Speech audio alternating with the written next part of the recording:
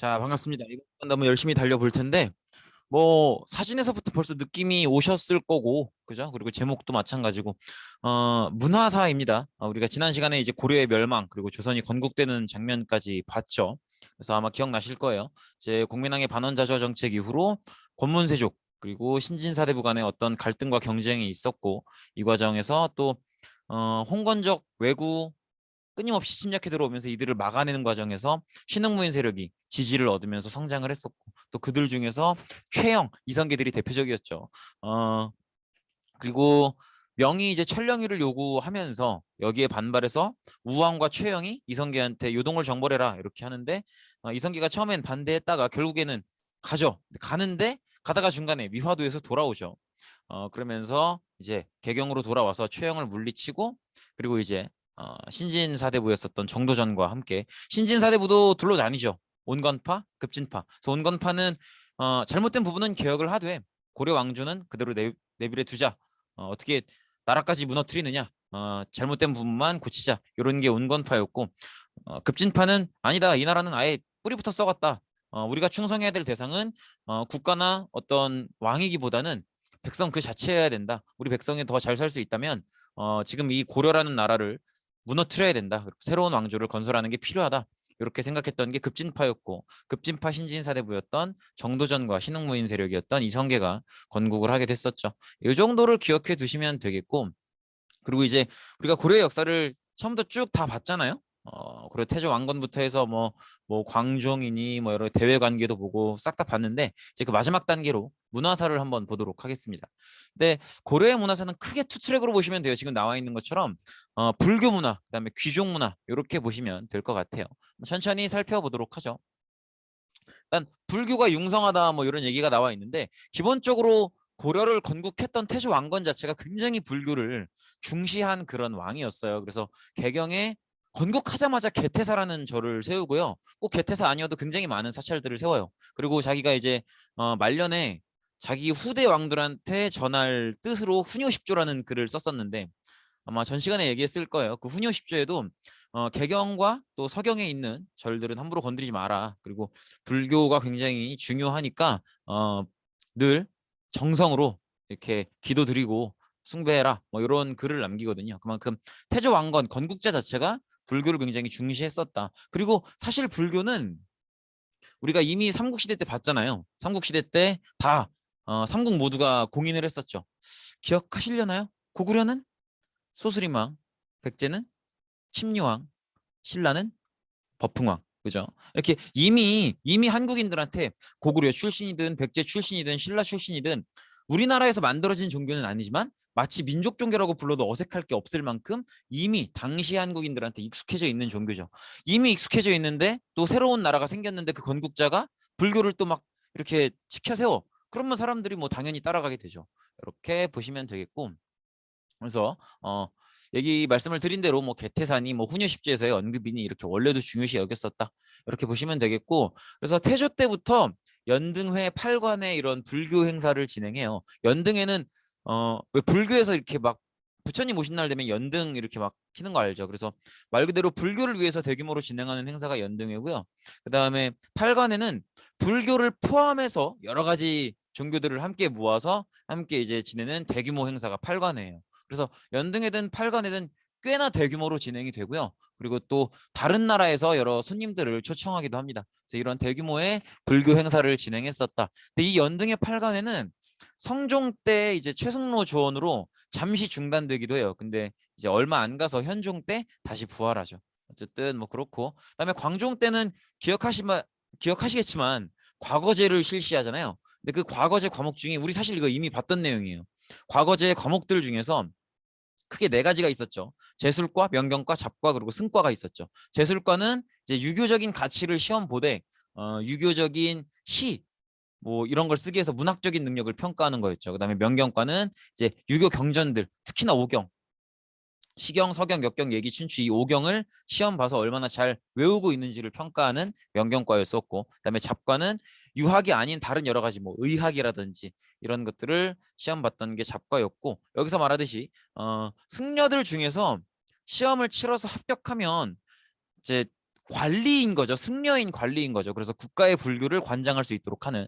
그래서 그런 관료인 승려를 뽑기 위해서 이렇게 승과를 실시하기도 했습니다. 그래서 과거의 한 과목으로 이렇게 보시면 되겠고, 자, 그리고 과거의 종류 중에 제술과, 명경과, 잡과, 승과 이런 것들이 있었다. 이렇게 보시면 되겠고, 그리고 국사 왕사 제도를 정비했다 이렇게 하는데, 이렇게 승과로 합격해서 관리인 승려가 되잖아요. 그럼 그 나름대로 그 안에서 승진을 쭉 할 거 아니에요. 그 중에 최고의 자리가 국사 왕사예요. 그래서 국사는 이 나라의 스승이라는 의미고요. 왕사는 왕의 스승이라는 의미예요. 그래서 이런 식으로 승과에 합격해서 최고위로 올라가면 국사 왕사까지 되는데, 이런 식으로 나름대로 승려들의 관리 체계도 이렇게 좀 철저하게 운영을 했었다라는 거 보시면 되겠고, 어쨌든 불교가 이렇게 강조됐었다는 거 정도를 보시면 될 것 같아요. 그리고 교종과 선종의 대립 이렇게 나오는데, 교종과 선종의 특징은 아마 기억하실 거예요. 우리가 이제 통일신라 때도 요 둘을 비교하면서 이제 신라 말기에 이렇게 지방 호족 세력들이 등장하면서 선종이 유행을 이제 얻는 선종이 유행하는 그런 모습들을 봤었죠. 그래서 교종하면 아무래도 조금 더 이제 경전을 중시하고 불교 경전을 열심히 읽으려고 노력하고 그런 게 이제 교종 종파고요. 그다음에 선종은 기억하실 것 같은데, 제가 이제 막 공원 걷는 얘기 막 이런 거 했었는데, 참선과 수행. 그래서 꼭 경전을 읽지 않아도 괜찮으니까 참선, 수행 이런 걸 통해서 본인을 스스로 많이 성찰해보고 돌아보고 생각해보고 이러면 깨달음을 얻을 수 있다. 이렇게 얘기하는 게 선종이었죠. 그래서 이렇게 보시면 되는데, 고려 초에는 이제 건국초니까 어, 왕건은 기본적으로 기존의 통일신라에 반대하는, 기존의 통일신라 중앙정부를 따르지 않는 지방 호족들의 지원을 받아서 고려를 건국한 거죠. 그래서 이 지방 호족들이 고려의 지배층이 됐잖아요. 예, 건국 초에는.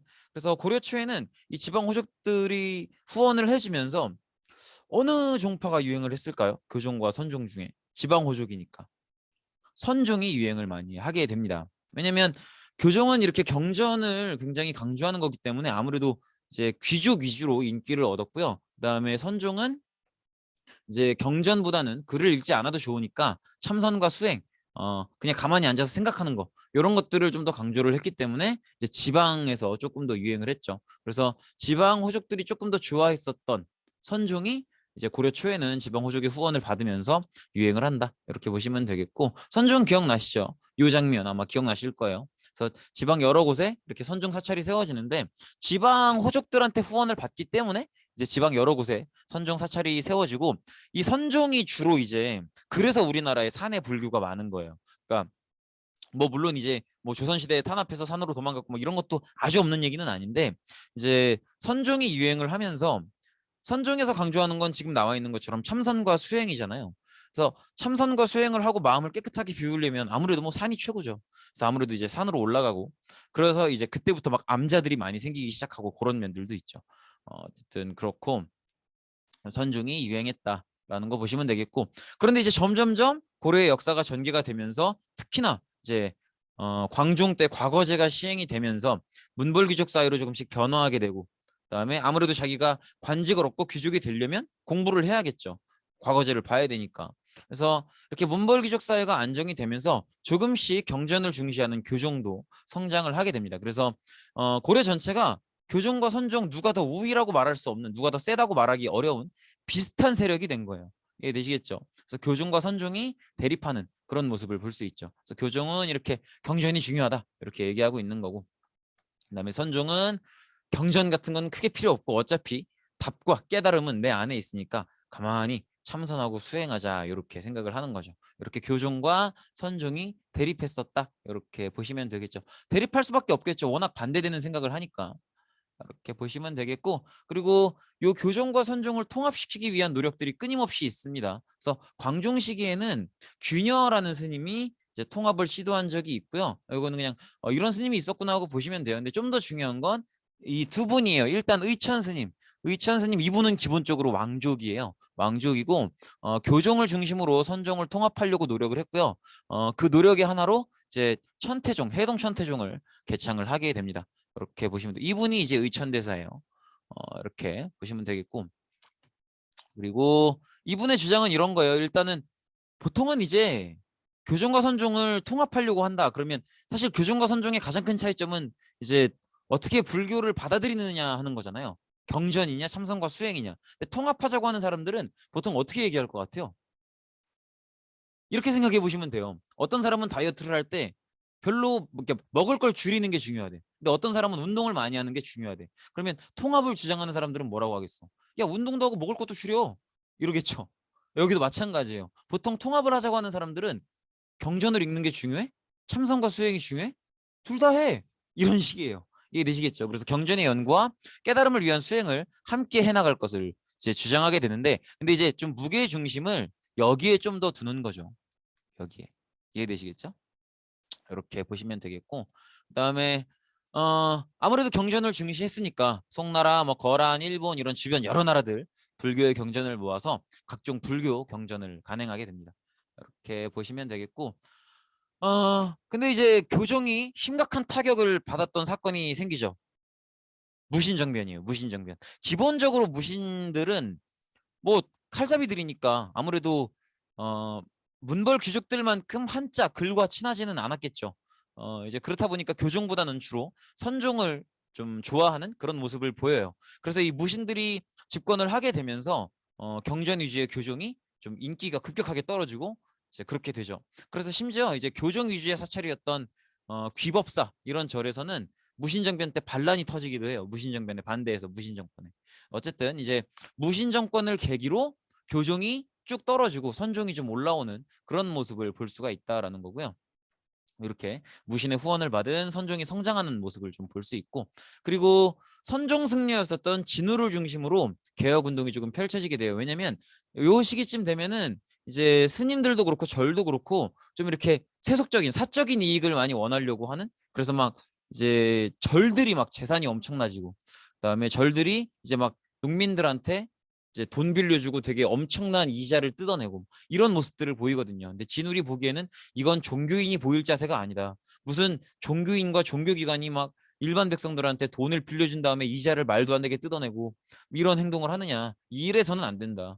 종교인들은 깨끗해야 되고 청렴결백해야 되고 가난하더라도 부자 어떤 부유함을 탐낼 이유가 없고 재물을 탐낼 이유가 없고 우린 더 깨끗해져야 된다. 이렇게 개혁 운동을 펼칩니다. 이분이 이제 진울 스님이에요. 그래서 이런 진울 스님께서 펼쳤던 개혁 운동을 수선사 결사 운동이라고 해요.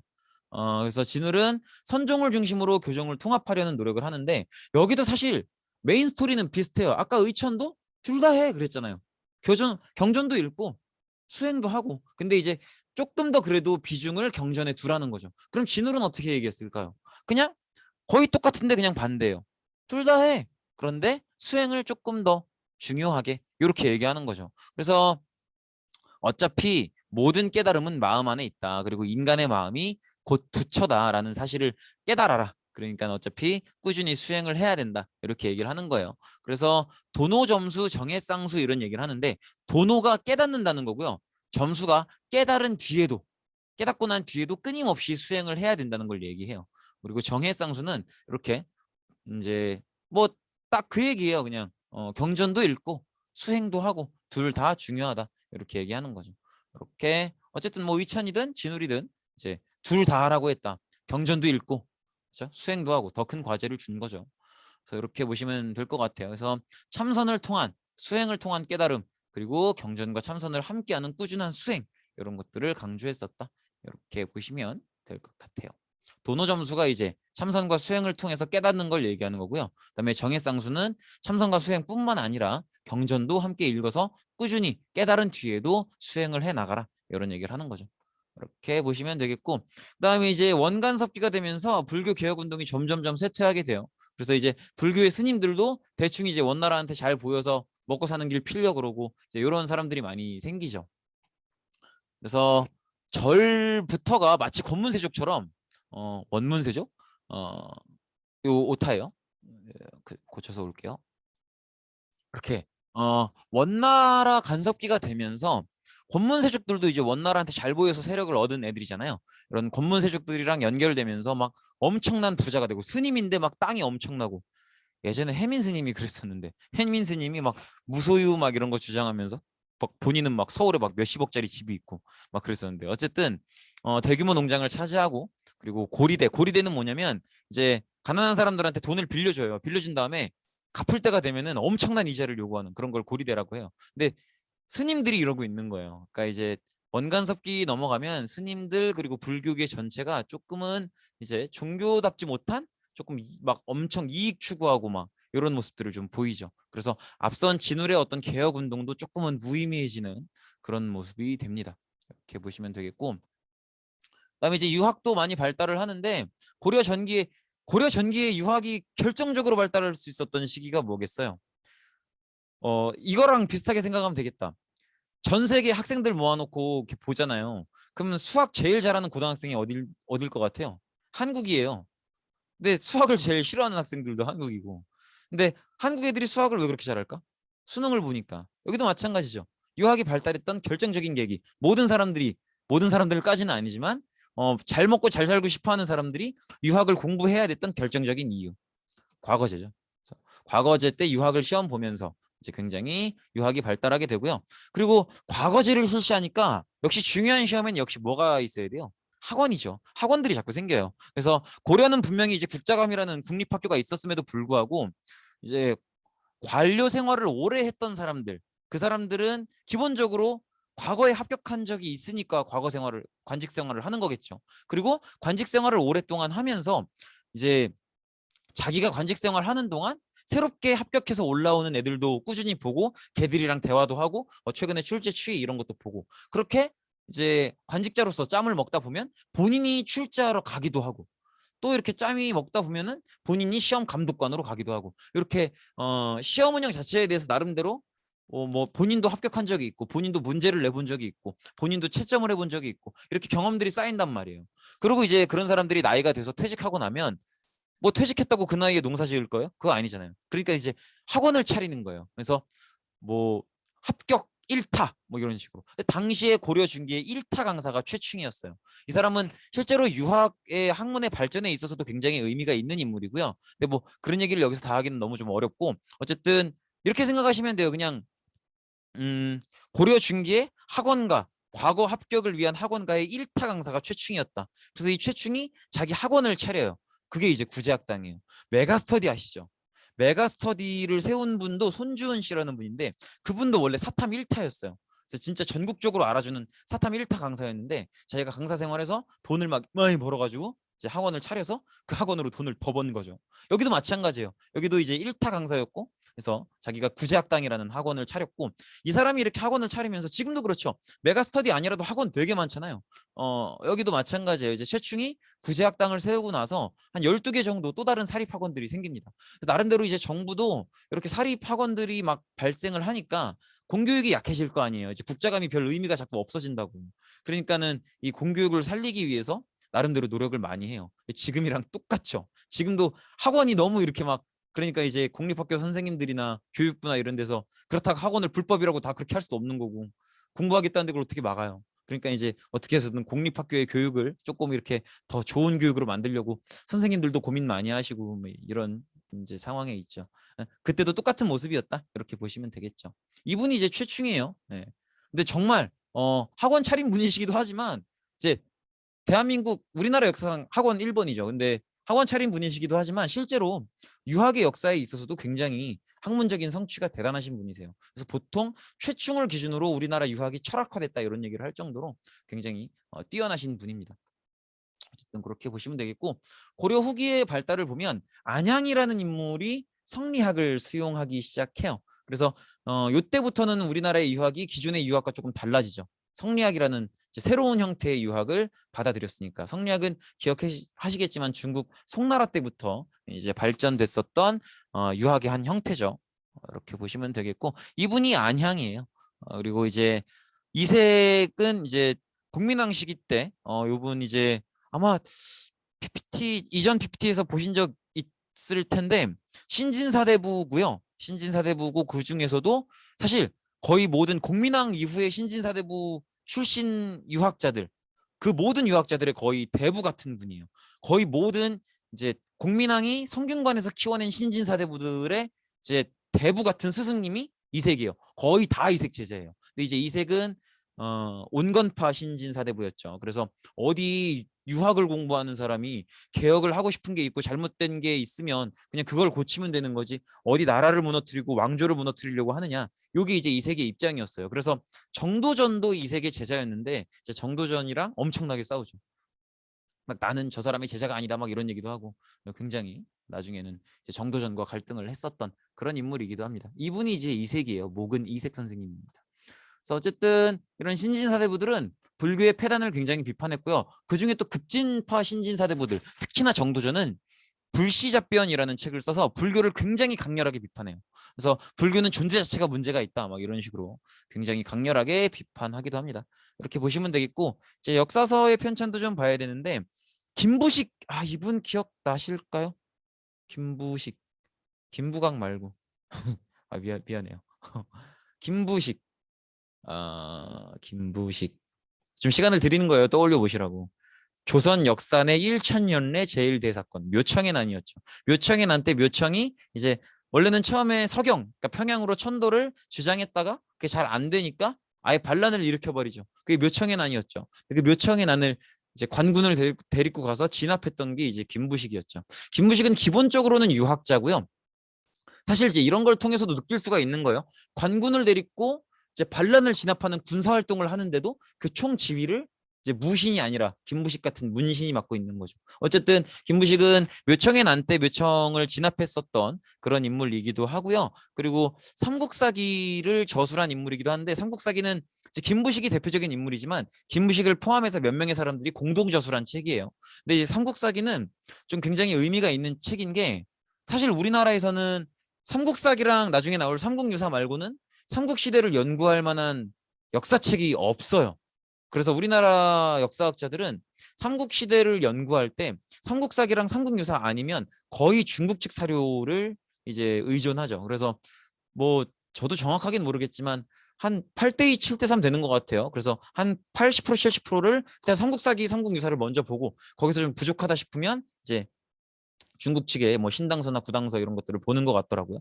어쨌든 우리나라의 가장 오래된 역사책이기도 하고 김부식 본인이 이제 유학자이기 때문에 유교적으로 서술을 하는데 유교적으로 역사책을 서술한다는 건 뭐냐면 좀 말도 안 되는 소리는 좀 빼고 객관적이고 합리적으로 서술하려고 노력했다는 거. 그래서 삼국사기는 이런 식이에요. 왜 우리 설화 같은 것들 있죠. 뭐 이렇게 길가에서 여인을 만났는데 뭐 말을 나눠보니까 강의 신의 딸이라고 하고 그래서 모셔보니까 막 아들이 아니라 알을 낳았고 말도 안 되는 소리잖아요. 이런 얘기는 웬만하면 빼요.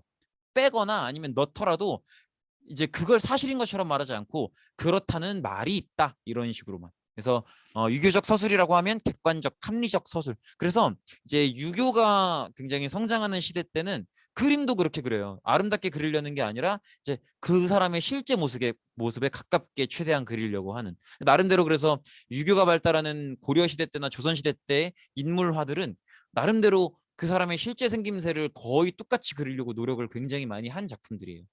어쨌든 그렇고 이렇게 그래서 삼국사기 그래서 우리나라 삼국시대 연구하는 게 그렇게 그러니까 어렵다기보다는 나름대로 괜찮은 게 그리고 우리나라 연구진들이 삼국사기에 의존을 많이 할 수밖에 없는 게 삼국사기에서 기록상 몇 년대에 그 지역에서 그런 사건이 있었다라는 기록이 있잖아요. 그럼 거기 가보잖아? 거기 그게 있어요.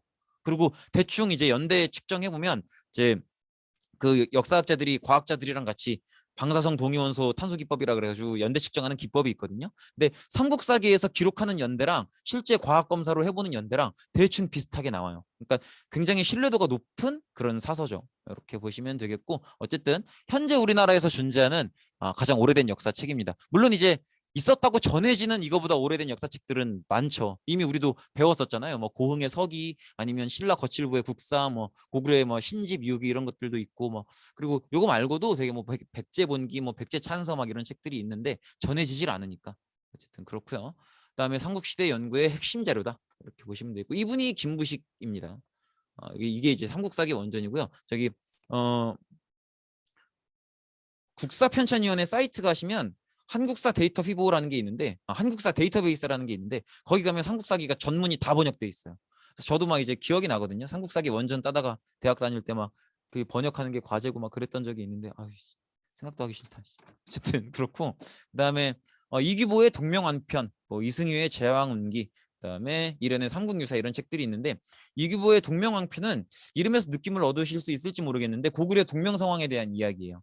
그리고 이승유는 이제 우리나라 고조선부터 요때까지의 이제 왕들의 이야기들을 적은 거고요. 그다음에 이련은 이련도 삼국시대를 쓴 역사책이에요. 근데 이련의 삼국유사는 김부식의 삼국사기랑 다르게 조금 신화적이고 조금 말도 안 되는 얘기라고 해도 그래도 그냥 넣어줘요. 이제 이련은 왜냐면 이분은 스님이시거든.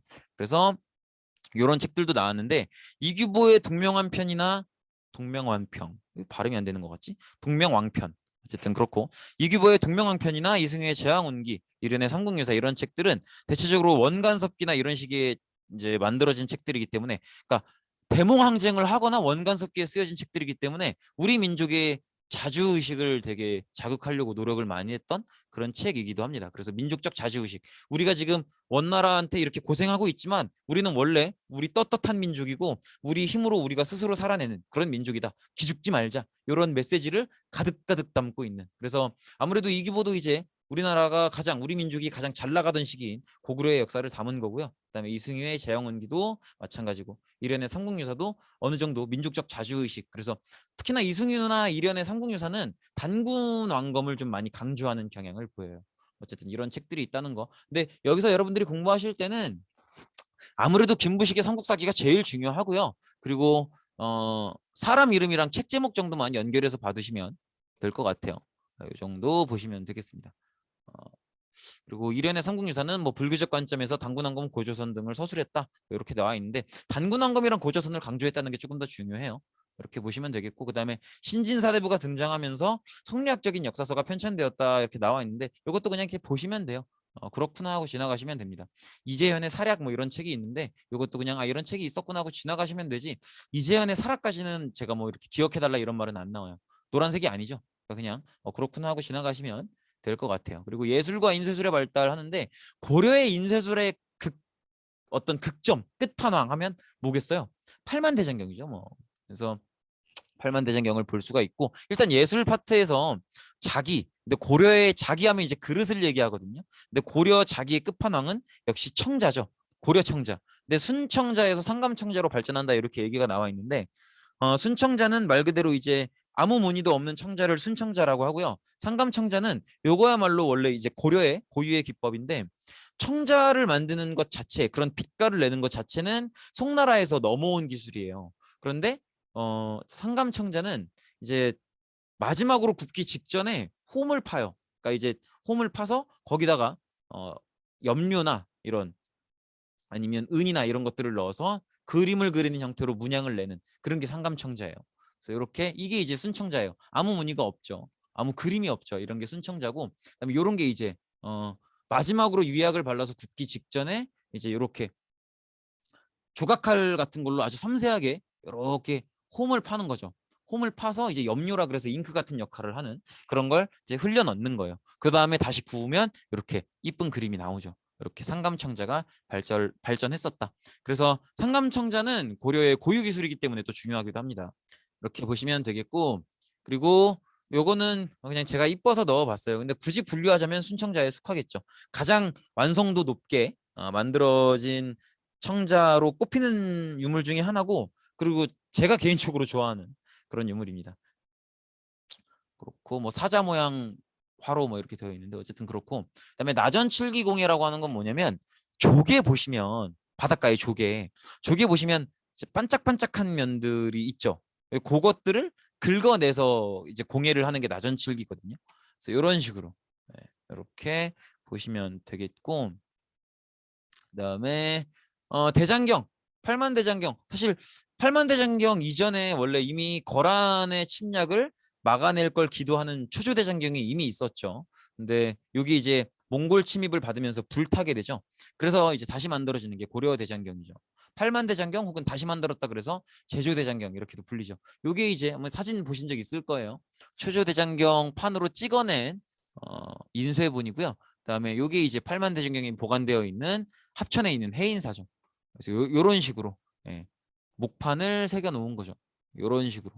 요렇게 보시면 어떤 원리인지 아시겠죠. 이렇게 보시면 되겠고 그다음에 이제 금속 활자. 그래서 이때 이제 기록상 가장 오래된 금속 활자와 실제로 가장 오래된 금속 활자가 다 나와요. 그래서 현존하진 않지만 기록상 세계에서 가장 오래된 금속 활자는 상정구금 예문이라는 책인데 요거는 지금 전해지지는 않아요. 이 글 자체는.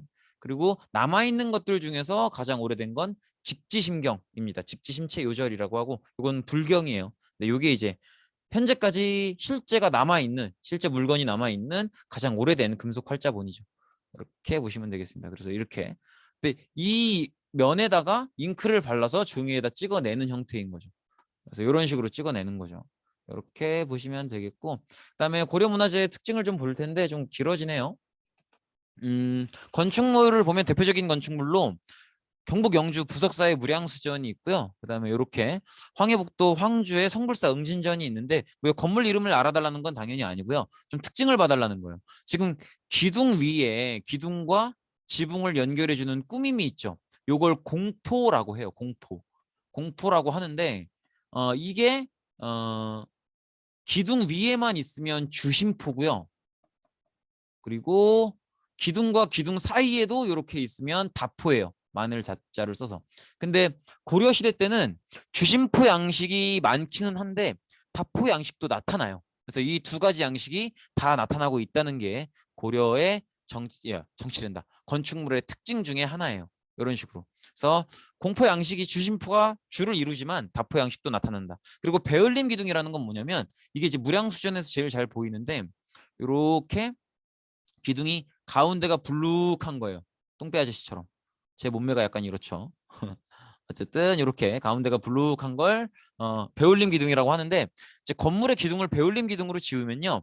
외관에서 봤을 때 전체적으로 되게 튼튼하겠다라는 안정감 있는 느낌을 줘요. 그래서 이런 것들도 고려시대 건축물의 특징이라고 볼 수 있고 그리고 석탑에서 보면 원래 이제 통일신라 시대 때 석탑은 3층 그리고 사각 이게 특징이었죠. 근데 고려 시대 석탑의 특징은 형태가 정말 다양해져요. 그래서 이렇게 10층도 나오고 8각 9층도 나오고 그리고 지금 요거는 지금 마치 좀 낮은 층만 보면 건물 같기도 하죠. 요런 지금 경천사지탑은 그죠? 이렇게 되게 이건 몇 각이라고 하기도 애매하죠. 이런 식으로 다각 다층화되는 게 이 시기의 특징입니다. 그래서 막 되게 막 8각 혹은 몇 각 그리고 3층 이상에 몇 층씩 올라가고 이러면 보통 고려시대 탑이에요. 이렇게 보시면 될 것 같습니다. 이 정도 보시면 되겠고 그다음에 불상은 이 시대 때는 굉장히 다양해져요. 불상 형태 자체가. 그래서 소재도 다양해져서 아예 그냥 철로 이제 부처님을 이렇게 만들기도 해요. 철불이 나타나는 건 고려 시대밖에 없어요. 그래서 철불도 나타난다.